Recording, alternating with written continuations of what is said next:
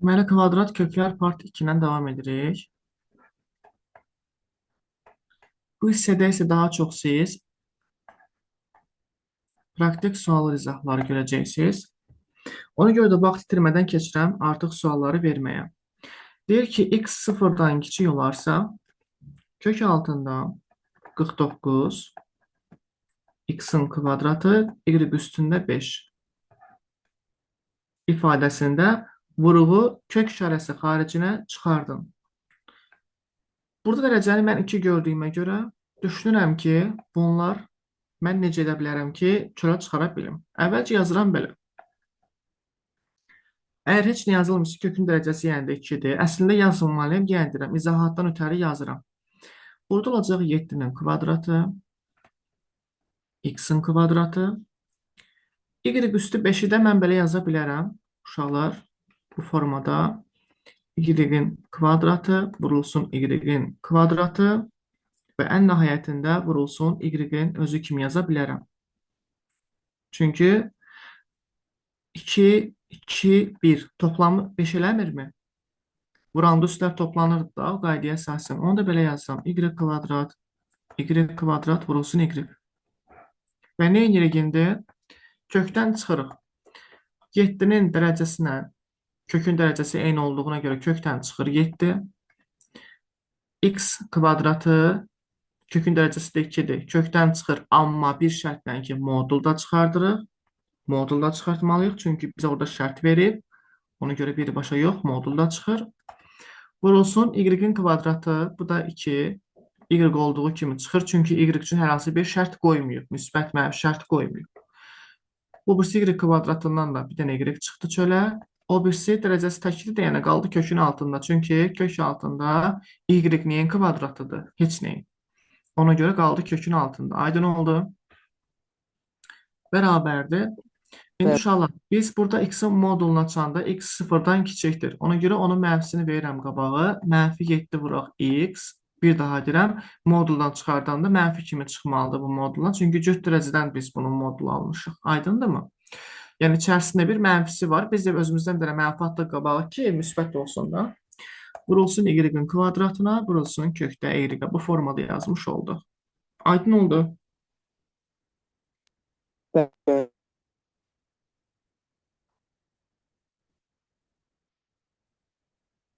Murad Nəsimi, sualınız var? Değil. Evet. Sualınız yoxdur. Tamam. Davam edirəm o zaman. İkinci tip sualda belə deyir. X sıfırdan kiçikdir. Yəni, olarsa, bu dəfə biz x-i kökün altına salacağıq. Düzdür. Birinci hissədə biz bunu etmişdik. Amma bir dənə də dedim, bundan edək. Tam yerinə otursun daşlar, tüklər demişkən. İndi uşaqlar, biz x-i salmaq kökün altına. Heç bir problem yoxdur. Amma x-in neyi var uşaqlar? Mənfisi var. Düzdür. Kökün altına girəndə o neynəməlidir mənfisini? Çölə atmalıdır da, düzdür. Burada olacaq x üzərində 2, çünki kökün dərəcəsi burada 2-dir. Y-in dərəcəsi olacaq 2. Vurulsun 3y-in neyinə? Kvadratına. İndi gəlin sadələşdirək. İkinci dərəcədən, burada mənfimiz də var. X-in kvadratı, y üstündə 4. 3-ü də verək ən qabağa. Əmsal da gəlsin qabağa. Всё, bitdi.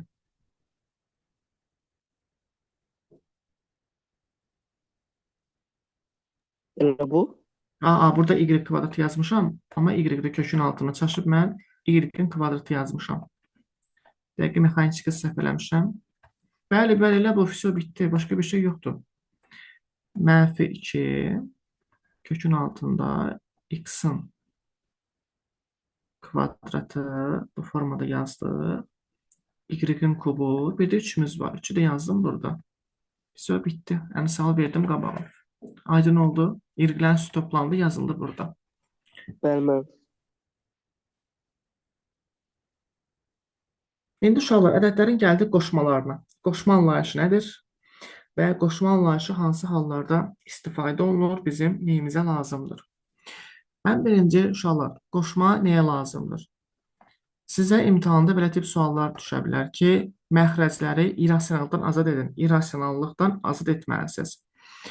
Məsəl üçün, deyirəm ki, Belə bir ifadə verir sənə. Deyir ki, kök 6 bölünsün kökdə 3. Deyir bunu irrasionaldan azad elə. Azad etmək üçün sən aşağını da yuxarını da kökdə 3-ə vurmalısan. Bu formada yazırsan. Kökdə 3, kökdə 3 bərabərdir. Yuxarıda olur 6 vurulsun kökdə 3. Aşağıda isə kökdə 3-ü kökdə 3-ə vuranda uşaqlar bu kökdə 9 edir. Kökdə 9-dan da kök çıxır neçə? 3. Çünki kökdə 9 neçənin kvadratıdır uşaqlar? 9 neçənin kvadratıdır? 3-ün deyilmi? Aydın oldu. Bəli. Buna görə kökdə 9-dan 3 çıxacaq.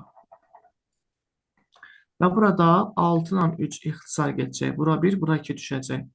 Cavab olacaq 2 kökdə 3. Sual var. Verim İndi uşaqlar deyir ki, məsəl üçün kub kök altında A-nın qoşması deyir neçədir? Uşaqlar bunu tapmaq üçün belə yazırıq. Qoşması, qoşma. Dərəcə eyni qalır. Dərəcə eyni qalır. Sadəcə olaraq burada yazılan ifadə, A-nın üstünə yazılan ifadə 3 çıxılsın 1 olur. O da bərabərdir 3 A-nın kvadratı. Aydın oldu. Düstur belədir. Deyir ki, n-ci dərəcədən kök altında A qoşmanı tapmaq istəyirsənsə deyir. Onda belə yazmalısan. Dərəcəni saxla. A üstündə n minus 1-i gətir qoy burada. Pisi. İndi sizə bir dənə sual. 5-ci dərəcədən 5-ci dərəcədən kök altında A-nın qoşması neçədir? Mənim deyim.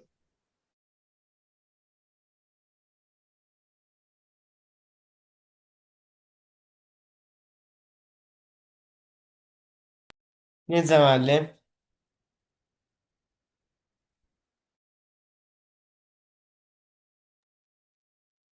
Müəllim səsim gəlir.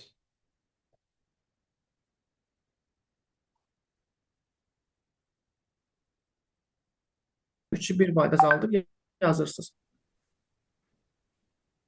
Qoşmanın tapılması. Bu qoşmanın tapılmasıdır. Nəslin belə olan halda fayl 2 hissəyə bölünmür, yoxsa bir hissəli gedir hal-hazırda fayl? Necə müəllim? Sən dərsdən çıxdın, girdin. İndi hal-hazırda kaydımız 2 hissəyə bölündü, yoxsa bir hissəli gedəcək kayd? Yox, mən bir hissədə gedəcək. Sadəcə internet getdi, ona görə uzatdı. Aha, başa düşdüm, başa düşdüm. Burada uşaqlar qoşma tapırıq. Qoşmasını tapanda baxın, düsturda nətər idi? 5 Kök deyil altı, burada. 5 kök altı, dərə 5-ci dərəcədən kök altı 4, A üstü 4, tamam. Bəli, bəli. 5-i bir vayda zaldıb yazırıq burada. Bu qoşmadır. Murad, bu qoşmadır sadəcə olaraq, tamam mı? İfadənin qoşmasını tapırıq burada. O formada yazırıq. Yaxşı, yaxşı. Bura qədər hər şey aydındırmı? Bəli. Məsələn, sualınız qalmadı mənə veriləsi burada. Yaxşı. Onda gəlin uşaqlar bir dənə önəmli bir qeydi özümüzdə yazaq. Çünki bu qeyd imtahanlarda düşür. Belə deyək, çox tez-tez istifadə olunan sual tiplərində var. Mən bunu yazacağam buradan. Yazacağıq təbii ki, nə? Qeyd. Bunu dəftərinizdə qeyd edin hamınız. Gözləməyin ki, bu dərsdə qeyd. Hələ siz də mənimlə bərabər öz dəftərinizdə qeyd edin. Qeyd. Oldu müəllim. Qeyd. Deyir ki, kök altında A üstə gəlinsin 2B və yaxud da siz bunu belə görə bilərsiniz. Kök altında A çıxılsın 2-ci dərəcədən kök altında B. Belə də görə bilərsiniz. Uşaqlar bunu bu formada da görə bilərsiniz. Deyir ki, bu ifadəni sadələşdir. Sadələşdirmək üçün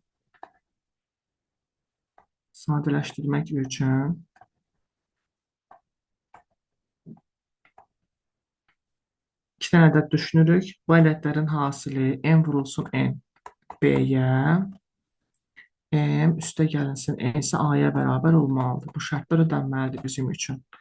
İndi izah eləyəcəm nə deyil. Əsas siz qeyd nəzərə götürün. İndi Uşaqlar bunu göstərəndə, yəni kök altında A üstə gəlsin ikinci dərəcədən kök altında B bərabərdir. Kök altında M üstə gəlsin kök altında N'in kvadratı kimi göstərilir. Bunu da bunun kökün altına alaq. Bax belə. Aydındır? Və bunun kvadratı ilə kökün dərəcəsi bir-birini aparır. Qalır kökdə M üstə gəlsin kökdə N. Belə yazılır. Çıxma dolana çıxmasını yazırsınız. İndi gəlin konkretlə misal üzərində işləyək. Misal. Kesə tam aydın olsun bu. Deyir ki, kök altında 8 üstə gəlsin. İkinci dərəcədən kök altında 7. Buraxılış imtahanlarında və blokda istifadə olunan sual tipləri də bunlar. Deyir ki, bu ifadəni sadələşdir. İfadəni sadələşdir. Deməli, biz burada n və n ədədlərini götürməliyik uşaqlar. Bizdə burada A-nı 7 nə dayanır? 8. B-ni 7 nə dayanır? 7. İndi n vurulsun n bərabər olmalıdır B-yə, yəni 7-yə. M-lə də n-i toplayanda bərabər olmalıdır nəyə? A-ya, yəni 8-ə. Ay uşaqlar, onlar hansı ədədlərdir ki, vuranda 7 eləyir, 7 toplayanda 8. Bəli, 7 ilə 1. Onda mən deyirəm ki, M-ə 7 deyə bilərəm və yaxud da yerlərini dəyişə bilərsiniz, fərq eləmir uşaqlar. Bu formada yaza bilərəm, tamam mı? Aydındır Bəli. hamıya? Onda gəlin bunu davam etdirək. Yəni düsturda aparıb yerinə qoysam, artıq belə bir ifadə alacağım. Kök altında M, M-in kvadratı. Artıq mən də M-ə 7 demişəm. Kök altı 7-nin kvadratı. Üstə gəlsin. Ayda bunun mötərizənin içində yazmalıyam. Belə yazıram. Üstə gəlsin kökdə birin neyi? Kvadratı. Aydın oldu. Baxın, bir daha edirəm. Bu düstura bir dənə fikir verin. Murad, bir dənə bura fikir ver. Gördün, bax. M-in yerinə biz kökdə 7 yazdıq düsturda. Burada da bax, görürsən. N-in yerinə 1 yazmışam. Aydın bura qədər hər şey. İndi bu da bərabərdir. Bu da bərabərdir. Təbii ki, bu kvadratla kök gedir. Qalır burada kökdə 7. Üstə gəlsin kökdə 1. O da bərabərdir kökdə 7. Üstə gəlsin 1. İnşallah kökdə 1-dən cavab 1 çıxır. Həmişə yadda saxlayın. Kökdə 1-dən 1 çıxır.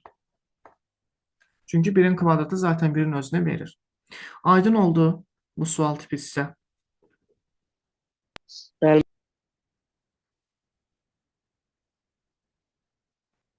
Tamam, o zaman gəlin bir dənə başqa bir ifadə yazaq. Deyək ki, hələ gəlin bunun bölündən bir dənə yer eləyək, buradan yazaq. Deyək ki, kök altında 7, deməli çıxılsın 2, kök altında 12.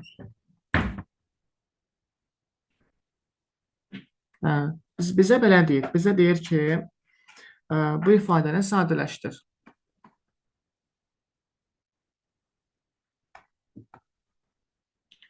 İfadəni sadələşdir. İndi biz bu ifadəni sadələşdirəndə necə sadələşdirəcəyik, baxalım, görəlim. Təbii ki, həlli mən deməyəcəm. Sizdən həlləri gözləyəcəm. Göndərin, baxaq. Əvvəlcə görək kim bunu necə həll edəcək. 3 ilə 4 də müəllim eminəm. Necə? Bu yazmışsın misal kökəltə 8 plus 2 köklər 7. 10 kimi eləyir də mən. Bəli, bəli, eyni qayda ilə gedirik. Bəli, eyni 3 qayda ilə ilə 4 gedirik. alınır. Aha. İndi yaz at mənə yoxlayın. Murat sən də yaz, Elmir sən də yaz, hamınız yazın. Mənim 10 davamı gedir. Bəli, bəli, əlbəttə gedir. Sən artıq qiymətləri almısan. M-nin qiymətlərini almısan. Düsturda par yerinə qoy. Çıxmadsa sadəcə çıxma qoyacaqsınız da. Fərqli bir şey yoxdur. Prinsip, qayda, qanun eynidir. Bir dənə çıxma qoyacaqsınız. Fisyo.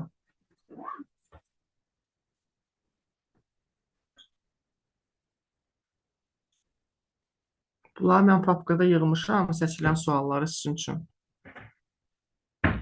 Oradan atacağım sizə.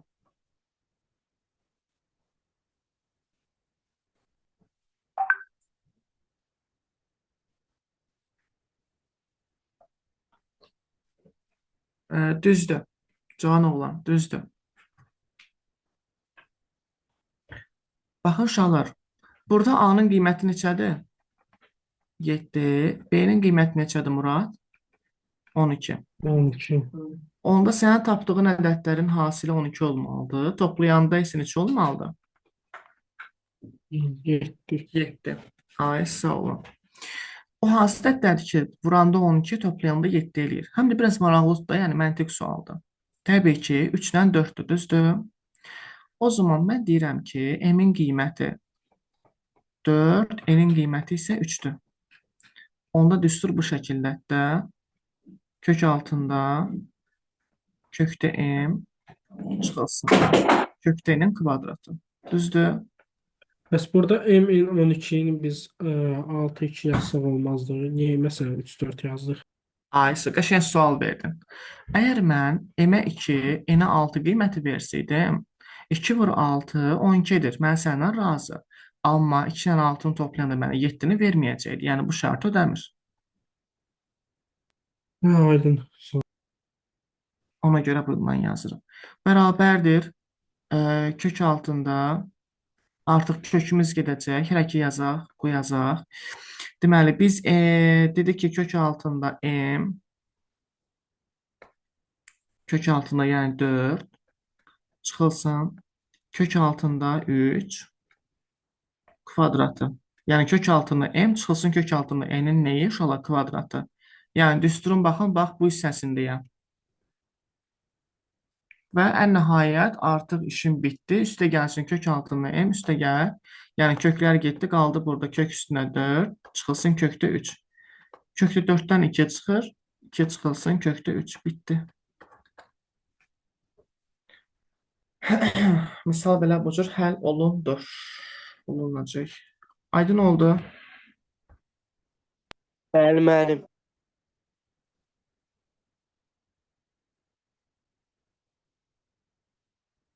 Yaxşı. İndi bir dənə də bu sualdan verim. O tam otursun yerinə tüklər demişkən. Da. 5 kök altında 5 də gəlsin 2 kök altında 6. Buyurun.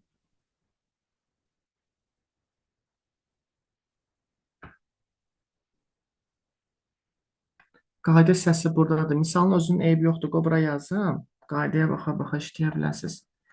5 üstə gəlsin 2 kök altında 6.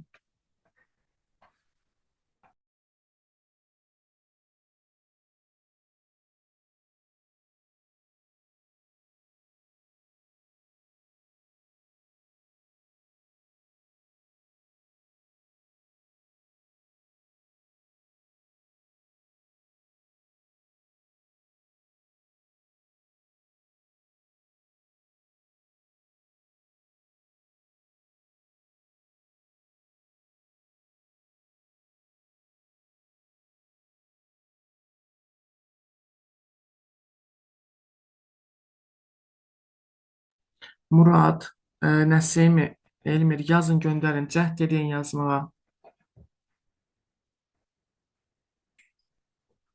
Nümunəyə baxın, o formada yazın, göndərin.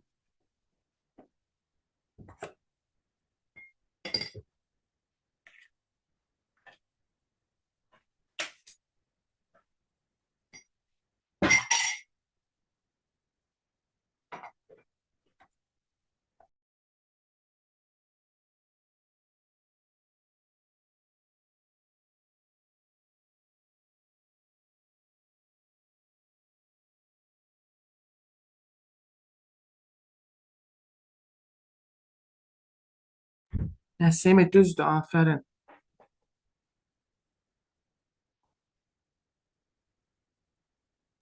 Müəllim düz yazmışam. Yox. Yox. O üsul səhvdir. Bəs sən toplayanda, vuranda 5 kimi götürmüsən. Aha, toplayanda 5 ilə 1-i 6 eləmir. 5-i 1-ə vuranda 5 edir, 6 eləmir axı. Murad yaza bilirsən? Yazıram mən. Nəsimi, sənə tam aydın oldu bu qayda. Bunu sizə müxtəlif formalarda verə bilərlər. Məsəl üçün, deyək ki, 5 üstə gəlinsin və daha doğrusu 7 üstə gəlinsin. 4 kök altında, məsəl üçün, deyək də 3 kimi də verə bilər. Belə olan halda siz mütləq burada 2 yaratmalısınız. Ona görə bunu 2-yə bölürsünüz uşaqlar. 4-ü 2-yə böləndə 2, qalanını atırsınız kökün altına. Ki, burada 2 saxlamaq lazımdır ancaq kökün altında belə. Geri qaytarım. Deməli, bizdə bir daha deyək uşaqlar. A-nın qiyməti burada 5, B-nin qiyməti isə 6-dır. Deməli, M ilə N-i toplasam 5 verməlidir. M ilə N-i bir-birinə vursam 6 verməlidir. Belə yazmışsan Murad 2 sən də. ilə 3, hə, 2 ilə 3 almışam orada. A sol, Y.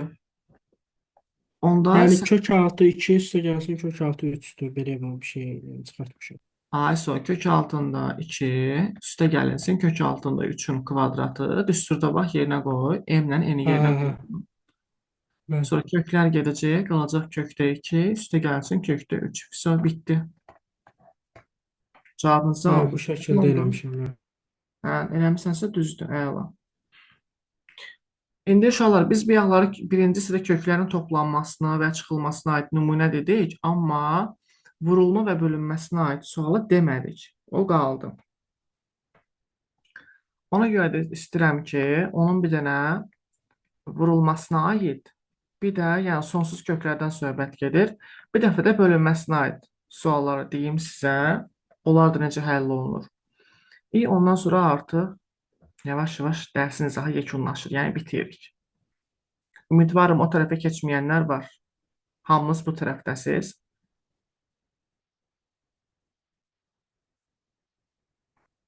Aha, hamı bu tərəfdə, tamam. Uşaqlar, əgər cüt dərəcədən kök altında təkrarlanma görürsünüzsə, məsəl üçün kök altında 5 vurulsun, kök altında 5 vurulsun, kök altında 5. Baxın, bunun uşaqlar qiyməti zaten 5-in özünə bərabərdir. Bu formada yazırıq biz bunu. Aydındır. Üstə gəl Amma olanda 3. cüt dərəcədənsə belə görəcəksiniz uşaqlar. Cüt dərəcədən, yəni ikinci dərəcədə olanda bax bu cür keçəcək düstur. Amma digər dərəcələrdə vəziyyət biraz fərqlidir. Məsəl üçün, əgər 3-cü dərəcədən deyir ki, məsəl üçün kök altında 16 vurulsun, 3-cü dərəcədən kök altında 16 vurulsun, 3-cü dərəcədən kök altında 16. Gördünüz? Ay son. Bax bunları hesablayanda kökün dərəcəsini bir vaid azaldacaqsınız. Düstur bərdə 3 çıxılsın 1.